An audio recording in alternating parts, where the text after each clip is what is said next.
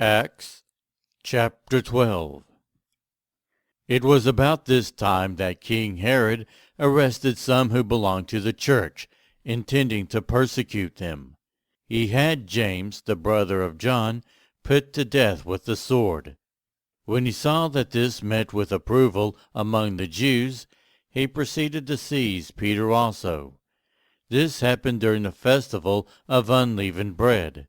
After arresting him, he put him in prison, handing him over to be guarded by 4 squads of 4 soldiers each. Herod intended to bring him out for public trial after the Passover. So Peter was kept in prison, but the church was earnestly praying to God for him.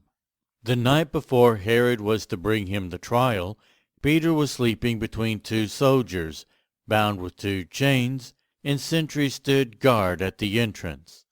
Suddenly an angel of the Lord appeared, and a light shone up in the cell. He struck Peter on the side and woke him up. "Quick, get up," he said, and the chains fell off Peter's wrists.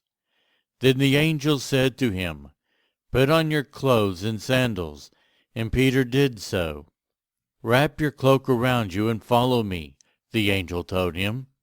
Peter followed him out of the prison, but he had no idea that what the angel was doing was really happening. He thought he was seeing a vision.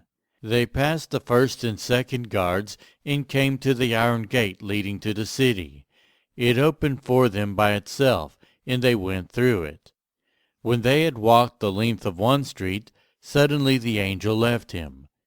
Then Peter came to himself and said, "Now I know without a doubt that the Lord has sent his angel and rescued me from Herod's clutches, and from everything the Jewish people were hoping would happen." When this had dawned on him, he went to the house of Mary, the mother of John, also called Mark, where many people had gathered and were praying.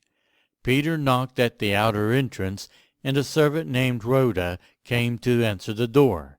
When she recognized Peter's voice, she was so overjoyed she ran back without opening it and exclaimed, "Peter is at the door." "You're out of your mind," they told her. When she kept insisting that it was so, they said, "It must be his angel." But Peter kept on knocking, and when they opened the door and saw him, they were astonished. Peter motioned with his hand for them to be quiet, and described how the Lord had brought him out of prison.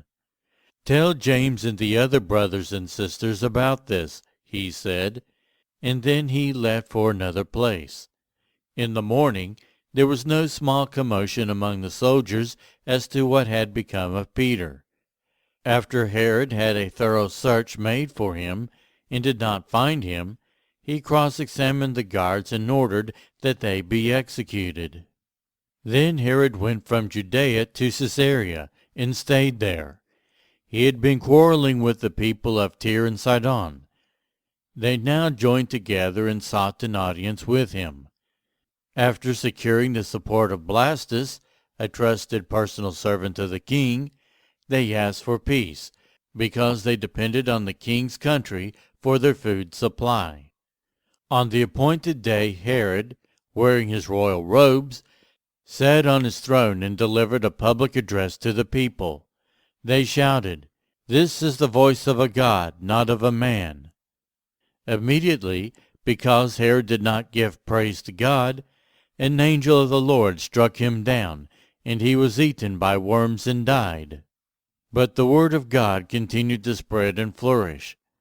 When Barnabas and Saul had finished their mission, they returned from Jerusalem, taking with them John, also called Mark,